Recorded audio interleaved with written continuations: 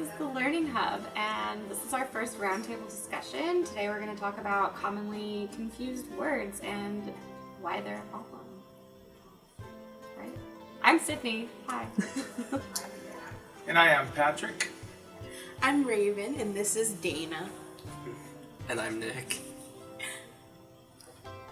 Okay, so it seems that people tend to confuse at times words, that can sound similar.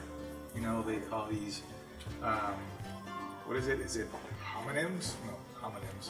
Homonyms are, Is that the right name? it's common, yes, words that sound similar. Homophones. Homophones. Well, which is which? Two separate things, but they're the same. That's what we're talking about, yeah. Okay. And so there's an example right there. But the idea is that people tend to confuse these words, writers tend to confuse these words over and over, and it's hard to get sometimes your brain gets set in a way that it's hard to undo. And so you keep seeing, and it can be the same student coming again, and I've seen it, from the same student, that he has these words mixed up, and it's really hard for them to get them right. Yeah. Yeah. Definitely. I mean, I see it a lot, on social media, especially if people are rushing and, I'm trying to think. I think it was, I don't remember when I saw this, but I saw someone post so bored, but instead of B-O-R-E-D, B-O-A-R-D. And I was like, okay, so are you like a chalkboard? Are you How much did he weigh? Your surfboard. What kind of board are you? And so, I feel like we all tend to make those mistakes. It's something that's really easy to make, but it's also, really easy for others to point out, but not necessarily for you, because I feel like you know what you're saying, in your head, you know what you mean, but that doesn't mean everybody else is going to know what you mean. That's a really good point. Yeah. And I tend to agree with that sentiment that, maybe it's more of you're rushing to type something sort of thing. Mm-hmm. Some people it is, kind of ingrained in their brain and they actually don't know the difference, as, Patrick was suggesting, but I also feel like, yeah, I know I'm guilty of it. I know once on social media, in fact, I took a picture of my grandpa sitting in his chair, and I put the queen sitting in her throne, but I used the verb form of throne, so T-H-R-O-W-N. Oh, wow. So throne, not throne like a chair. And he's like, you need to work on your grammar. And it's humiliating when you're the English major, and they're like, you used the wrong form of throne. Well, like you said, I think it happens to everyone, and we all have had our own cases, of this situation.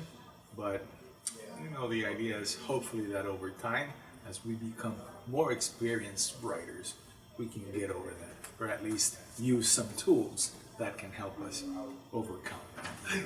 And I don't know if in this case, word helps at all, because if you don't know the context of the word, and if you don't know how to spell it, it's going to give you that blue line, but you still won't be able to figure out which is it, and you just perhaps choose the first one. Yeah, don't rely on Word. It's not gonna help. It's not gonna you. Microsoft Word's the worst. It's the worst. I know from experience. I was actually doing poetry the other day, and I used the wrong there, and I didn't know that until I got a critique of my poetry, and they were like, yeah, you used, the wrong there. And so I was like, oh man, but the way my poem was set up, it actually worked out that way. But still, it's really, I struggle with it a lot.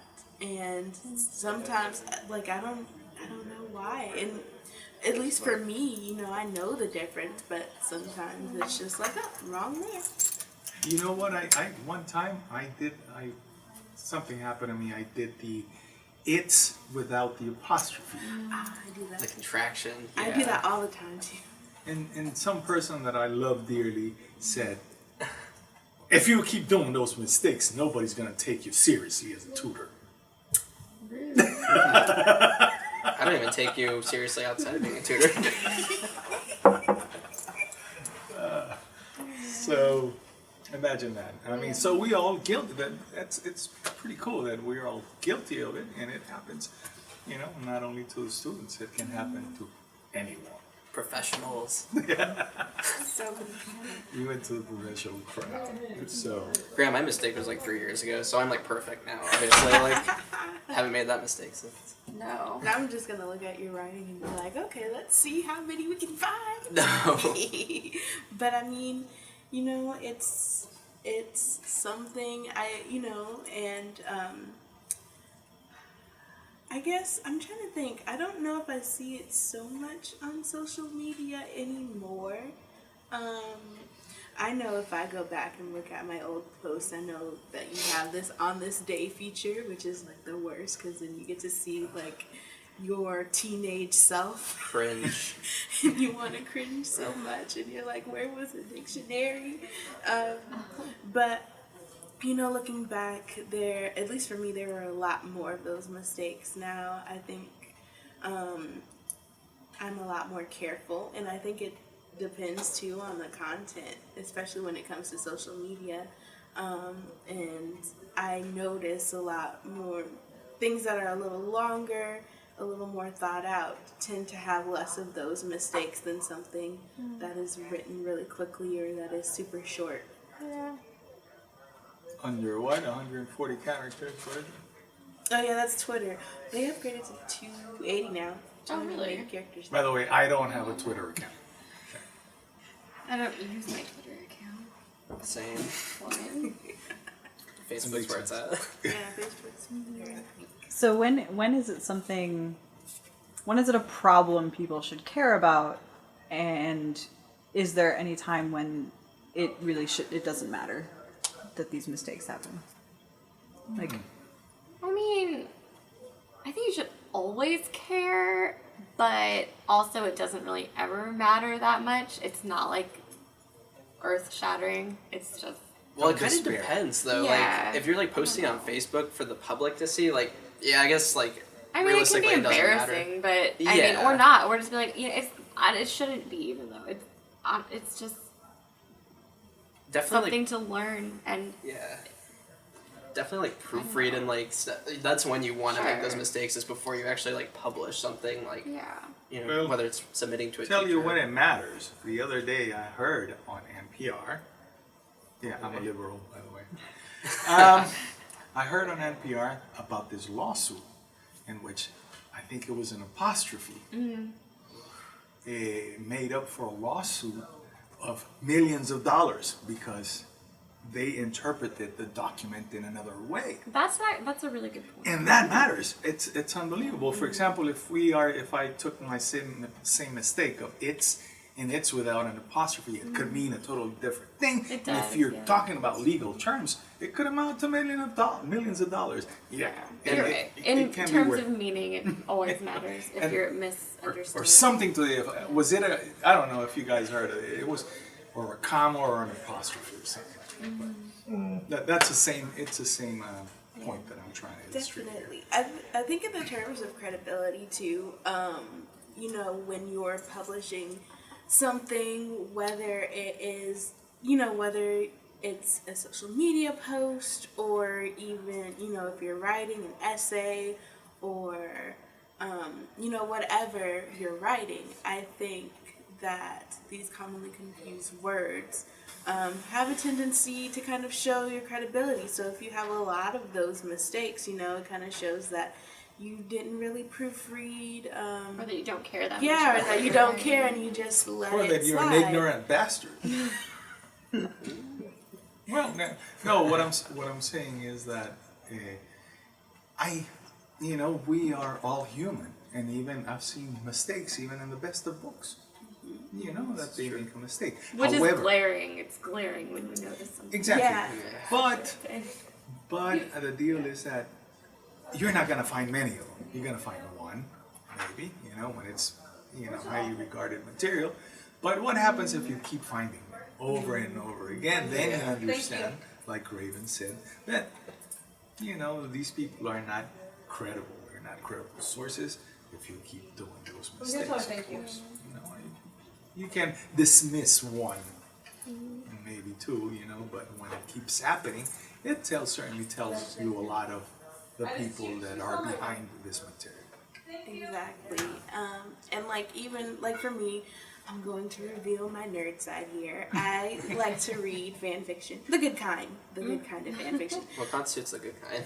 The good kind, the one with actual Well-written. stories, very Right. well written. Yeah. But like, there are still some within that category that have a lot of misspellings and a lot of commonly confused words, and that throws me off the story if there's That's lots true. of them, because then I'm like, what's going on? I don't know what's going on, and I can't focus on the story now. I'm focusing on all these words that aren't right, and my focus is taken away from what I should be focusing on. So that's something to Distracting. consider. Yeah, very distracting. That's a it's good point, right? distracting. Yeah. It's distracting. So, I agree with you.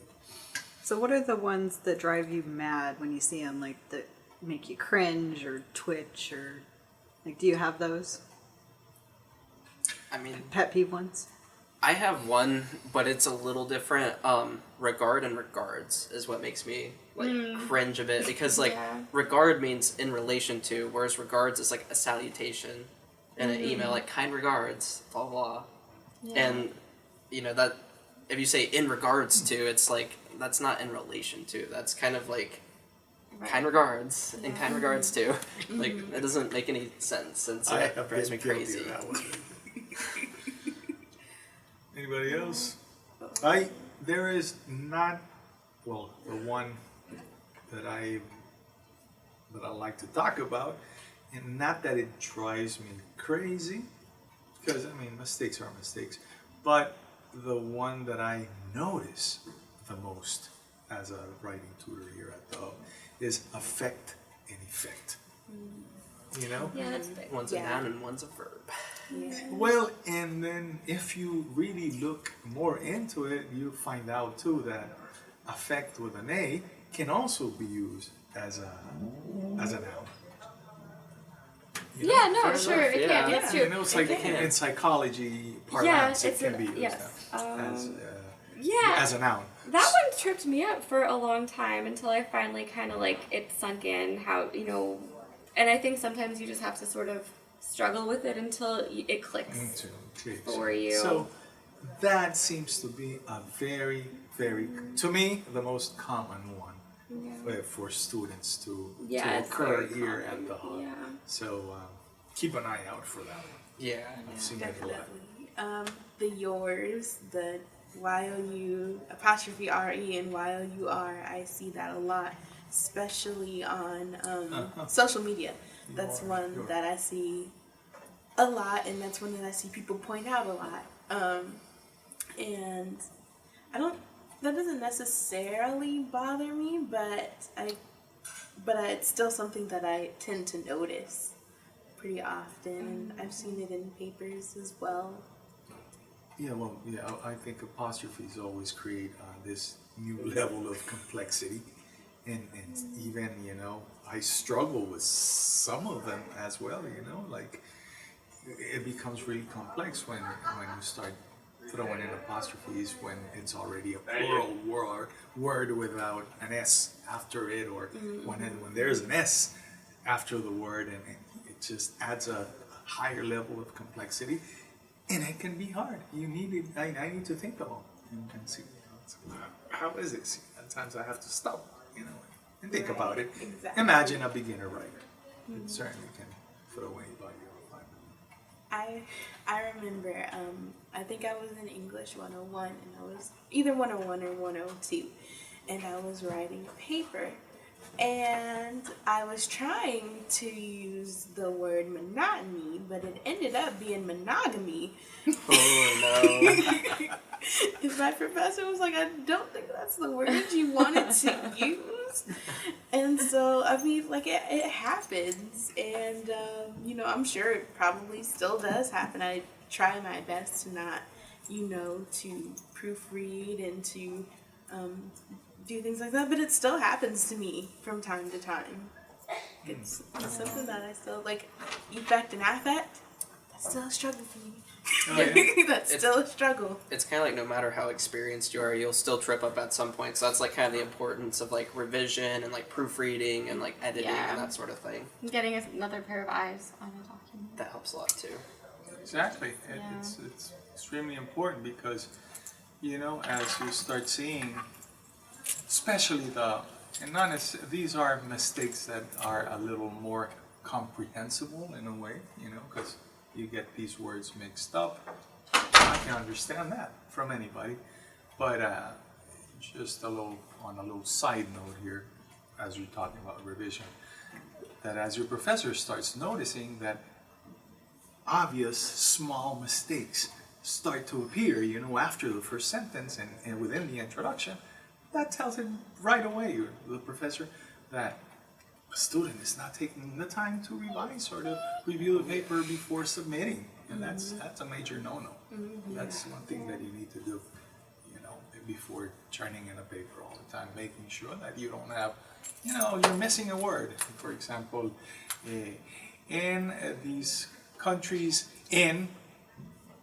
people do whatever, you know, and they're missing a big word. That doesn't work out, and then we'll start seeing that behavior repeatedly.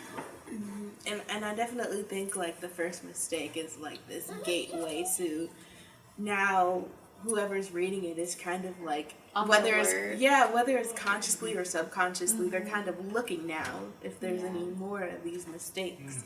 And they may not even recognize that they are doing that, but they may be like, I'm reading, oh, there's another one, I'm reading, there's another one, and it becomes kind of like a egg hunt in a way. That's true. Well, a good example is just the other day I got a paper in which the professor read but the first paragraph, and then Professor marked, go to the learning hub. That was it. And she was, again, missing important words in the They weren't first even two going to deal with it. They were not even going to deal with it, because from the very beginning, he or she noticed that, you know, the paper had not been proofread at all, so he didn't want to even mess with it. Any final thoughts on why this is a problem, or, you know, things that you see on a frequent basis, or anything final to add?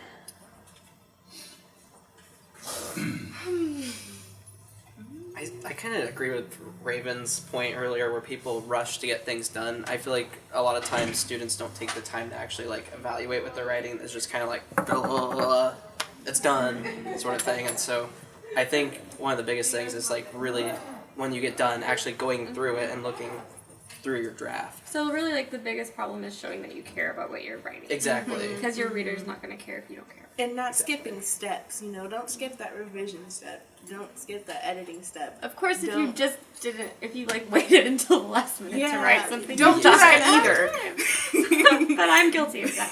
But I feel like a lot of times too, especially like in the beginning comp classes, so like comp 1, comp 2, a lot of students end up turning drafts in before they actually turn in their final draft, so they're just kind of like, whatever, like I can write whatever, and the professor will just like, you know, fix it for me. And, Yeah. well, hopefully not fix it for you, but most of the time I feel like that's kind of what they just The point it thought out and they're like, it's process. wrong, and so they're like, oh, well then I can fix it now, sort of thing. So. And bringing it back home here with the mix-up of words, if a student out there knows that they have a problem already with some of the words, to try to think about them and at least not write them without thought, you know, on a paper. To try to think of them and see if they can make them happen and understand. I guess too, just kind of going off that, maybe there are like genuine cases where they don't know that they're like messing Yeah, up too. too, and so sometimes you just kind of need that guidance or like second pair of eyes to say like, hey, this is like wrong and this is why it's wrong. So like thrown and thrown, it's like you used a verb where there should be a noun, and so I think sometimes it just takes kind of like a second pair of eyes to say like, hey, you're using the wrong like context of this word or wrong spelling or whatever else. And I wonder if, going back to because it seems like grammar, especially in some of the lower grades, the understanding of going back to the basics of this is a verb, that's a noun. Sometimes it's hard to get in that mindset when you're like, I'm writing these, I'm trying to convey these big ideas, I'm dealing with these big topics, these global issues, and it's really hard to think small again and think, okay, this is a noun, this is a verb, this is an adjective, going back to the basics like that. I think that's difficult for people to do. And